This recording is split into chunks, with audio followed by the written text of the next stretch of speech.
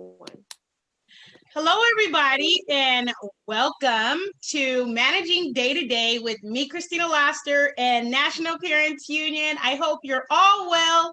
I hope you're all thriving after that wonderful 3-day weekend. And I hope you're rejuvenated. Hello to America's beautiful children. We love you. And so, as you can see, I have my amazing guests on. Shout out to them. Hello. Hey. And so, can you guys tell all the viewers who you are, where you're at, what you do? Go on, Shay. All right. Wendy and I have a show produced by National Parents Union as well that we do on Mondays and Wednesdays called My Child, My Voice. And I am Shay Mackin, and my other organization that I volunteer with is the National Coalition for Public School Options. And I'm Wendy Gonzalez-Neal. We host, like Shay mentioned, My Child, My Voice Parent Connection show, hosted by National Parents Union. I'm also the executive director and founder of My Child, My Voice, a nonprofit organization here in Houston, Texas. Right. And so, talking about what led you on this journey and what your passion and pursuit is, we all have a passionate pursuit, but there is always something that just led us along this journey. Can you please share, how you got here? Sure, I'll go. So, how many years ago? 8 years ago or so. A little bit over 8 years ago. So I currently live in Texas. Well, I've lived in Texas for 25 years. I'm originally from California. And shout out to California. I say that while it's on fire, but I'm a native Californian, and so gotta always, hey, pray for us, y'all. We on fire out here, and it's real. Like, seriously, it's like getting real. It's like worse than anything I've seen since I've been born and raised here. Yes. We've only come, when I lived there, only came really close. Like, we packed our car, had all our stuff ready to go, and then we were told we didn't have to go. Have you had to pack your car ever? Last year, I lived in an evacuation zone in the Holy Fire. This year, I don't live in that area. So yes, last year I did have to evacuate me and my family, and we were gone for quite some time. This year, we have 3 fires going at one time that are really, really major. Sierra Nevada fire in the forest, which is really tragic, right? An Alpine fire, which is in San Diego, and then there's the fire out of San Bernardino County. And we just kind of got the Apple fire in San Bernardino County out of under control, and so now you have one in the Yucaipa area. Really tragic. I live in Palm Springs area, and really it's just smoky, it's dark, ashes are falling out of the sky, and we just gotta be really careful.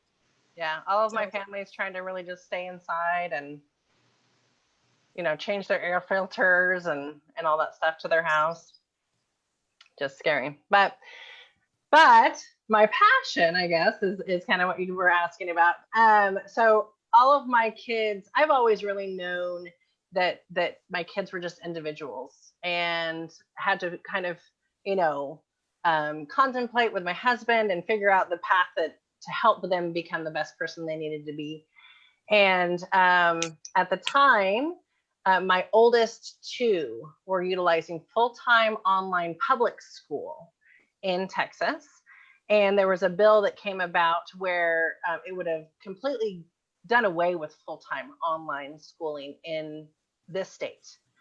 And I was like, wait, they can do that? Because I figured this is a public school, right? It's a charter. Like, how can they just close a school?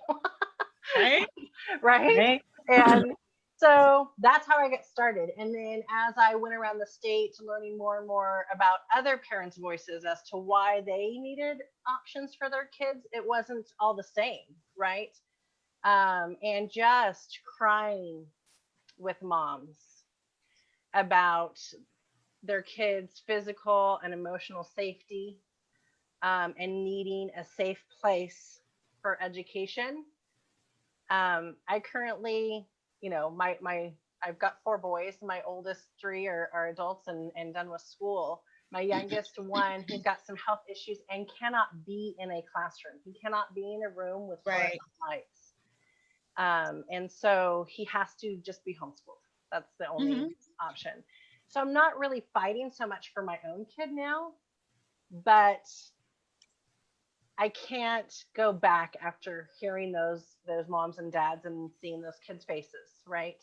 And knowing that there are thousands of kids out there that need a quality education just in a different packaging. And so Right. that's what I fight for, is just let these parents have an option of a different type of packaging for their kids so that they can be safe emotionally, physically, whatever it is. Right. And when we're talking about having our kids in an environment that is conducive for their academic progress and performance, we're also looking at a social emotional piece of that, right? Right. Like, what is conducive for my child's safety and well-being? It's not just about what their academic performance looks like. It's also about their life and their livelihood, right? I had that same situation where my daughter has a citrus allergy and there's oranges being opened around her at school all day, right? Yeah. Well, she doesn't just carry an EpiPen for nothing, Right.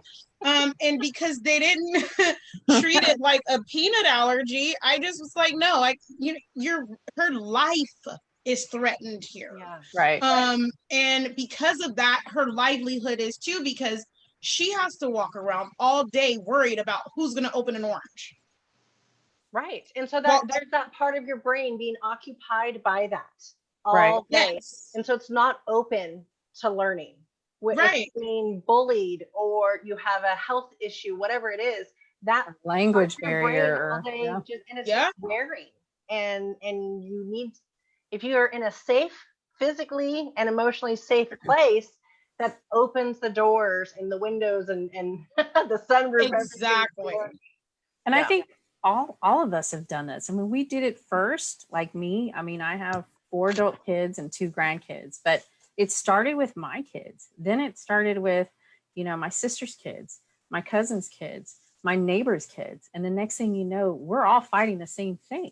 Yep. And that's how, I was starting out like, whoa, wait a minute. We do have something to say, parents, put kids in certain schools for a reason, but you also got to listen to what we have to say. There are concerns, there's issues, but sometimes parents really do have good suggestions on things. I've seen I've seen parent leaders rise up and do a lot more because and help not only the school that their kid is in, but also the district or even, locally, in their community, which is great. And that's how I got started doing all this, because I used to be one of those parents sitting in the back of the room and just, hearing all of us, whispering and complaining like, okay, they're not talking about this, not talking. I got tired of it, stood up and said, hey, we need to talk about this. And next thing I know, I have parents behind me saying the same thing. And I'm like, yeah, but we're all going to do this too, And next thing I know, I became the parent leader of my, child's school. And it just kind of rose from there. And I started educating myself. A lot of parents would ask, how do you know all these things? I ask questions. And if they couldn't answer my questions, I went looking for the answer to people that were experts. And then I was like, how can I bring that change here? Because in Texas, we have a lot of education barriers here. We have options in some major cities here, but not in these small rural towns, because Texas is huge. There's a lot of towns in Texas that don't have options at all. And so that's my dad lives in Texas, and I have siblings that are there. Shout out to my family in Texas. Howdy. Right? Might as well throw that in there. I have to validate both of you ladies. I was one of those parents that volunteered almost every day, and it wasn't out of the desire to be a helicopter mom. It was out of the sheer desire to just be there, be present, help out. Right. I was in school site council. I was, a part of a whole bunch of committees. even taught art, Meet the Masters, but my authentic voice was still not being heard, right? Exactly. And it was just so frustrating how rigid the system was, and just not accommodating and flexible. And it was like, are you kidding me? Like, I have to go get, it still is, It but still is. right now we have the great opportunity to transition into what it is and demand what it is that we want to see, even though there's pushback because the status quo. But parents are in a better position because guess what? You're now, again, and you always have been, your primary child's educator. They're with you, right? You have the ability to unenroll and unsubscribe from failure, right? And Exactly. so just talking about that journey, of doing everything right as a parent, and still not being welcome. And so what I had to do was shift my mentality and my behavior and my practice into, I am going to pursue something that works for my child. And I don't care what anybody says about it. I am not loyal to the system. The system ain't loyal to my kids. Right. They don't want to hear my voice. They don't care to hear from people that look like me. But I'm not going to just stop there. I'm going to go back and I'm going to fight for other kids and parents that are having the same problem. And I think that's how we all ended up here, right? Exactly, because we all feel the same way. Like here in Houston, we had, I am always so proud to hear parents speak up. There was a mom that has kids in Houston Independent School District. Her name is Sim Kearns. And she was very vocal to like, what's going on, HISD? Y'all are lacking on communication, lacking on poor planning. What the heck? And I was like, whoa, she's blasting this out. She's blasting emails. And I'm like, you know what? I'm going to help this mom because I'm going to blast everything out. Hey, look what this school is doing. Look what they're not doing, right? And this is where we impact, because parents actually have power. It's pushing them and helping them, show them that they have that power, right? Right. This mom was doing that. True. And for all of you health buffs, I'm drinking my LaCroix water. Okay. Good job. Sparkling water. I will get 10 text messages and 5 emails about why are you drinking soda on the show, right? Tea. And so, yay! When I have a can, I will announce when it's a Diet Coke. Okay. Other than that, assume it's a sparkling water. Thank you. Hey, continue on in your day. Gotta have the tea and then have the water. Yeah, I go back and forth. We have fun here at National Parents Union, and people need to know that we're regular, everyday parents and folks fight in the trenches. Like, we're not sitting on some throne, even though I consider this my throne. My this lion is our throne picture here now. I even have like my lion right there. But no, seriously, authentic voice of parents coming to the forefront, right? And us being able to help other parents utilize their authentic voice, because like you said, parents actually do have the power. We help them navigate, right? Through and with that power. And so talk about what that looks like. Well, and it's giving them the understanding, the tools, the knowledge, right? What are your rights as a parent, right? Exactly. And what are the laws? Because I didn't know. I didn't realize either. The state could close my school. It was a propose a new school, bill right? that way. Yeah. Right, yeah. Now I know a lot more ins and outs. And that's what we do, right? Is empower and educate parents so they know their rights and what those laws are. We have some weird public charter things in our states for our full-time online. So full-time online, I know, is in California as well. And I've helped family members and other friends and stuff get into that because their school was not a safe place for their kid for either social, emotional, or health or physical, whatever it was. And so in our state, we have weirdo things. Like every other state that has full-time online is kindergarten through 12th. Not here. right? Not here. Not here. You can't go till you're in 3rd grade. Really? So, yes. Yes. So if you have a health issue like my son, we went to the charter school down the road, had to drive an hour to get to the good charter school that I wanted him to go to. And about halfway through the year, he was having migraines 2-3 days a week, debilitating. I had to take him home. So he was having huge holes in his education because he was missing out on days. Took him to the pediatrician, and the pediatrician's like, is there fluorescent lighting in the classroom? Well, yeah, like every school in the world, or at least in America, right? And so that's what we figured out. He has a fluorescent lighting issue. Even if we did mitigations where in his classroom we did some different things, it's in the hallway, it's in the gym, it's in the cafeteria. Right. So he doesn't have the option to go in person. So his 2 options would be to homeschool or to go to school online, because then he could be at home with my non-fluorescent lighting, right? And still have a great Texas public education, right? Well, he couldn't do that till 3rd grade.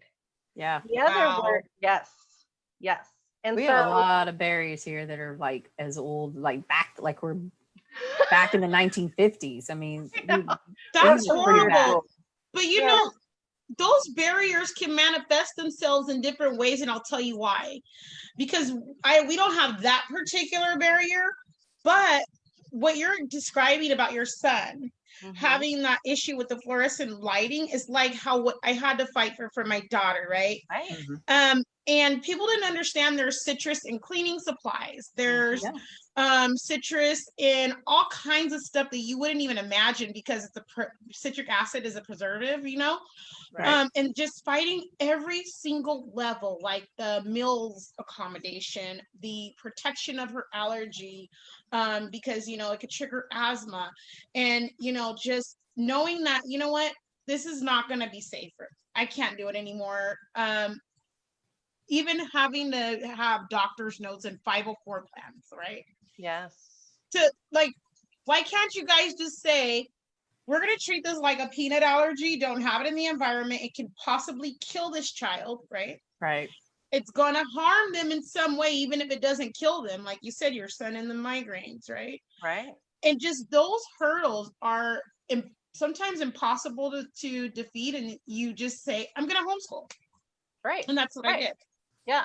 And I wouldn't have even, probably even thought about the full-time online public school, except that their older brothers had done it. We were one of the first 300 students in the state to do full-time online. And now there's about 20,000 in our state, which we have kind of the smallest numbers of students, even though we're one of the largest states in the country. Because of those barriers, like K-2. Plus, here's a new one. Say you live in California, Christina, and then you transfer and you're doing full-time online and it works for your kid because of the citrus allergy, right? You move to Texas because you got a job transfer. Too bad, so sad. If you don't go to a Texas brick and mortar neighborhood school, the prior school year, you can't go this school year. Yep. To a full-time online school. What? It's like, wait a minute. I did this in my state. Why can't I do this here? You know what I call that? The traditional system, business as usual, trying to trap kids into generational perpetual failure, and having a reliance on the system instead of a reliance on what's best for the child. Yeah. Period. Right. Yeah. I always look at the system, and it works for, there's a percentage of kids it works for. I'm not saying it's a huge percentage. I'm saying, sure, there's a percentage. We'll call them the outliers. Right. Of the assembly line system that is in place right now, where we're kind of making robots and everybody's exactly the same cookie cutter, and this is the kid, and this is what a kid's supposed to look like, and this is what a kid's supposed to look like. Well, you know what? Each of my kids are robots schools. Yeah, it's not the 1950s. Technology is here. Let's utilize it so that get rid of these old, antiquated, crazy rules. In states like California and Colorado, there's I think 38 out of 50 states that offer full-time online. So not every state even offers it. Right. There are some states where there's no options. Your neighborhood school down the road is it. Yeah, There's I mean, no especially other like I mentioned, small towns are the ones that have limited access.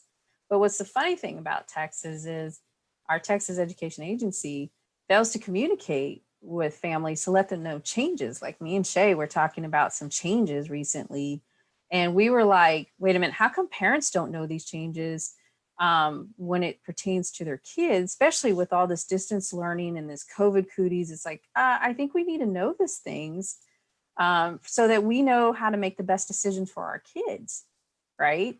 And it's just crazy. It's crazy how they're not it's they do it on purpose, is how I see it. Is, you know, they don't want parents to have power, you know, but guess what? Parents do have power. There is parent power. You know, we are standing up. We are speaking up more now, because now more than ever, because now you're hearing parents like, nope, you know what? I'm not going to that neighborhood school anymore. I just checked my kid out and I'm going to this virtual school over here, or I'm going to homeschool the kid over here, because they're tired, you know, and especially when they're thrown in this catch-22 where they're like, guess what? You're now the parent teacher. You know, you're going to have to educate your kids at home. It wasn't the school's fault, because it was COVID's fault, really, this invisible monster. But still, parents got, you know, their eyes got open even bigger, you know, like, whoa, wait a minute. You know, I've had a lot of parents who were very upset and saying they taught more with their kids at home than the kids were doing in their neighborhood schools. It's crazy. Right, because when that so-called distance learning rolled out, you see how I did that, right? You know, it was interesting that parents were like, wait a minute, you guys are introducing concepts that my children never even heard of in school, for one, right? So whatever it is that you're rolling out, you weren't teaching that in your school environment, okay? And there were even parents that were saying like their children couldn't find teachers. They were self-teaching. They were just doing all kinds, you name it, the gambit was there. Yes. You know, what's interesting is that I went to Wisconsin last week, and I was in a Lyft, okay?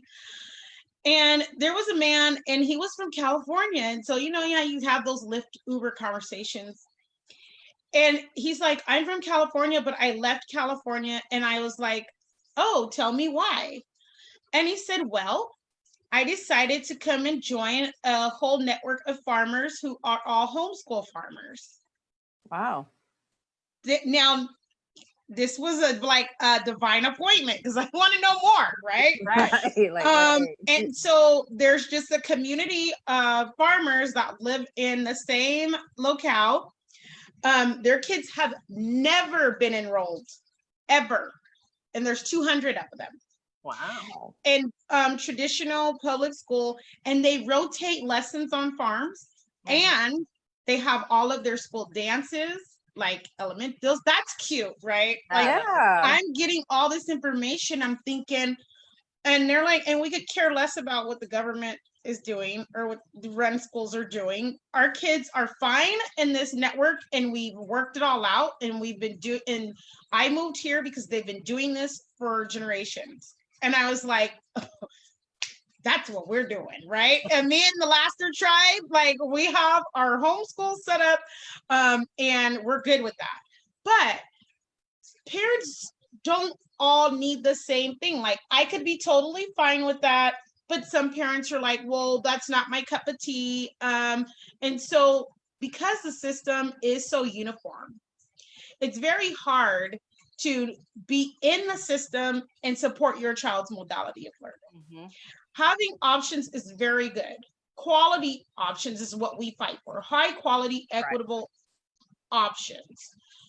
Globally competitive at that, right? We are have at our fingertips the whole world. Yes. And our kids are supposed to fail. I mean, California is 50 points behind everyone in the nation. That's tragic. And our states are set up the same, like with regards to population, some income, you know, things that are the same. Huge, but you're failing the kids there. So what's the next generation going to look like? My Right. big question is, when they were rolling out the distance learning, they got to keep the money and fail the kids. No kidding. There's a lot of districts here in Texas that are not doing a lot of things right now.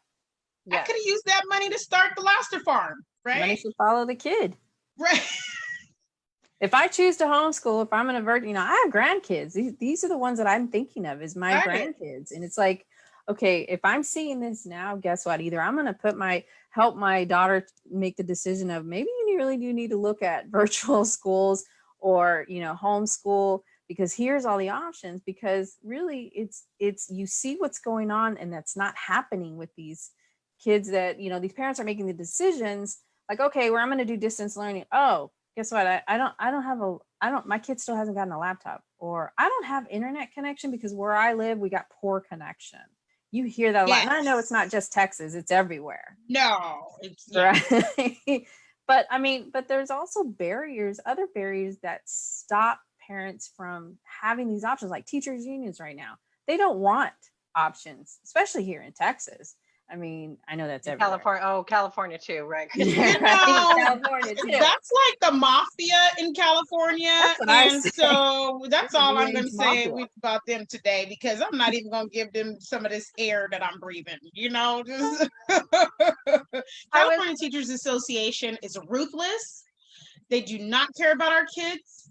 There were collective bargaining and making negotiations to work less while parents were working more to protect their pensions and their income and their educator plans and all of that wonderful stuff, while parents were scrambling to figure out ways that they were going to educate their kids. Right. Don't subscribe to that mess. I will tell you that even if you don't have the money, you can disenroll and they won't either. Okay. I'm not going to wait for funding to trickle in. And I'm not going to open my mailbox, I suspect, today and see a check from the government saying, here's for educating your child, right? I doubt it. But what I am going to do, and the power that we do all collectively have, is saying enough, and we have to figure out what works best.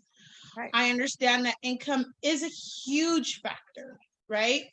But if we wait for the system to be fiscally solvent and solve those problems, that's like waiting for Social Security to fix all their problems. That's the thing. Our kids can't wait on this. Yeah, you can't. These are our futures. Yeah. Right. I'm hoping that the education systems are going to start seeing that it's not an automatic that you get all the kids and you get all the kids money, right? That, we're the way America works is, it's not automatic. My coffee money is going to go to Starbucks. I might want to go to the little mom and pop coffee shop. And so, depending on who wants my money, right? Mm-hmm. So be innovative. Work for my money. Make it work for me. Offer me the flavors I want of coffee, or flavors within education that works for the kids, the individual kids. It's time to be creative and think outside the box. And the only way to really do that, to get really, really creative, is to start talking to the parents and figuring out what works for their kids. Yeah, the thing is, a lot of parents are still doing this right now because they're like, you know what? I'm not waiting on you guys. I'm doing this myself. Right. I'm creating a learning pod, or I'm creating this pandemic pod, or I'm in a homeschool, but I joined this homeschool association, like you were mentioning, Christina. And it's like parents are not waiting. Like the one mom that I mentioned, Sim Kearns, she's actually doing a YouTube where she's talking about, okay, I'm going to show you, because she's homeschooling her kids. And she's talking like, okay, I'm going to share my knowledge. Actually, when I started watching her, I was just like, there are so many moms like her that are sharing that knowledge and say, you know what, we can do this. We will do this as as families. We're not waiting on the school. See ya. We're going to do this on our own. And that's what's happening right now. These changes are happening. And the thing is they're getting other parents involved. And so like I was like, good for you. What do you need? Do you need Absolutely. help? Let me help you out. Or hey, do you need this? Let me do this. Like, because we need to help each other, because it's all about the kids. And I love that collective spirit. You know, I'm gonna tell you why, because it's just meeting everyone at the level they're at, right? Yep. Like I have a high schooler, you know, you have a kindergartner, I've been here before, let me help you, right? It's fearful when you have a kindergartner and you're like, oh my God, this is what school's gonna look like. I dreamt of something else, kind of like a in a far, far, far away land. You know, a princess kissed a frog and he turned into a prince, right? But we ain't living that kind of fairy tale or utopian ideal. Right. And so we have to really collectively say what is happening, and we see it happening everywhere. And what can we do best for our children? And that's the power as parents we have. You have to recognize also that the traditional school, the traditional public school is another branch of government. Right. You know, it really truly is. And they're self-protecting, self-healing, but what is going to be best for our children? And collectively, we can help each other one person at a time, one family at a time, and one community time at a time, while simultaneously holding accountability to what's happening with the funding, right? The two can coexist. We can be making sure that our children and other children thrive by still saying, hey, these are public tax dollars. You can't just utilize them for whatever you want, and not make sure that all children are served by them, right? You can't force our kids into this mode of education that you think are deemed as appropriate. That's not appropriate. They're not getting a free and appropriate education. That's a fact in some of these spaces. Yeah, I mean, it's so true, because it's like, I feel like, you know, parents right now should be called Parent Strong, because we are. We are building and getting stronger. We are making the changes. And you know what? Schools are not liking it. Schools are not liking that parents are speaking Oh, well, up. yeah. And it's like, okay, well then, you know what? I just took my kid, you know? So I give kudos to those parents who are being Parent Strong and helping each other and making a difference, because they're forgetting that it's about the kids. They're forgetting about these are our babies. These are our futures that we need to make sure we take care of. And I'm so happy when I see a lot of parents trying to make these changes and empowering them even more. And we need to keep continuing to do that. Whether one school works or not, it's about the kids, and that's what we need to fight more for. Yeah. That's why I'm grateful for organizations like National Parent Union and other organizations that are giving parents a platform, a tool, you know, helping them understand, giving them the knowledge, giving them the tools to go forth and literally battle for your kid. They only get one childhood. We each only get one childhood, one year that you're 10, 1 year that you're 17, you know, and waiting to fight is not an option. Yeah, and the thing that I always tell parents is one key, and they always look at me like, one key: keep educating yourself. Because that is the most powerful thing you can do. Just because you don't have a college degree or not even a high school degree. I don't have a college degree, but yet I'm doing what I'm doing, and I keep educating myself. That's right, sister. Because you're helping your kids in the best way you can to keep doing that. Yep. Because all of us get that negativity, you know, I don't have a college degree either. You know, it's like, oh, I'm not smart enough. You know, I'm in this room with all these highly educated people. They've got to know more than me, but they don't know my kid. Yeah, but I was smart enough to put my kid in this school. So yeah, I am smart. Right. And I didn't see their names on the birth certificate. Exactly. Right. Or none of them in the hospital room when I had mine. So I know my child best, and I know what's best for my child. And if you refuse to listen to me about that, I don't care if you're a doctor, a teacher, a principal, police, right? Seriously. Then you don't care about them. Yep. Because I'm telling you exactly who they are and what works best with them. And if you don't want to hear that, it's because you just don't care. And guess what? Hashtag I didn't come here to make friends, right? We're in a battle And I'll say that with a smile today on this lovely Tuesday. We're in a battle. Okay. You didn't go to parents. I need you to hear. You're not looking to make friends. You're looking to get your child what he or she needs to thrive. Stop feeling bad about advocating and battling for what your child means. If you're the only one that's uncompromising, be the squeaky wheel. And if you need help, guess what? Reach out to the ones that are vocal. I mean, it doesn't have to be me. It doesn't have to be Shay. You see something like I saw Sim Kearns doing this, and all of a sudden people are going to her. It's those vocal parents that are making those changes. And guess what? Other parents are going to them. It's like, how do I do this? So I started. Yep. That's how I started. Well, I worked for a public education. That was a different day story. So talk about your show and how people can watch your show, what days you guys have your show.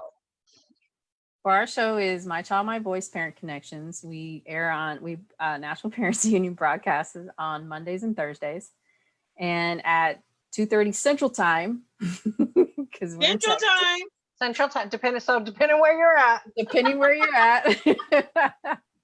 And we actually connect parents with information. That's what we're about. It's about connecting, right? Talking about the tools and resources they can use, and about, bringing parents aboard and talking about what's working for them, what's not working for them, which most of the time is, but also highlighting the parents, right? If they're happy and saying, this is working, then we want to share that, right? We want to share that information. That's what our show is about. And even showing something simple as, hey, there's a project you can do at home that is so simple. Take a break from distance learning. Check this out.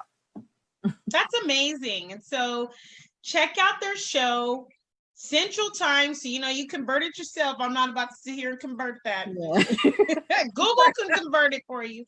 And it's on the National Parents Union page, just like you found this. I love that you highlight what's working. And I love that you give suggestions. And I have to say, parents, when you get that vital information, share it with your neighbor. Yeah. Share it with another parent. Because what I'm finding, the more and more parents that I talk to, they haven't been reached with this information. Right. And they haven't been connected with this information. And sometimes it's the first time that they have heard of a concept or heard of an idea or heard of a way or a solution. And so I think the more that we just use our word of mouth and our collective knowledge and help each other out, the more it will go around. And so can you guys give a final thing you would like to share, maybe contact information, final word, final thoughts? Shay, I'll let you start. I've been doing most of the talking. I talk a lot too, so we gotta do it 2 sessions. My favorite hashtag is I trust parents,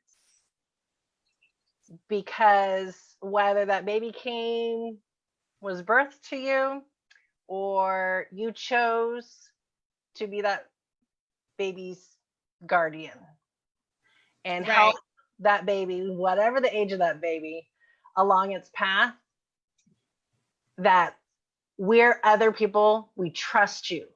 We trust that you have the best intention for your child and that you are doing the best you can. So we are all about just giving you that knowledge so that you can make those best decisions.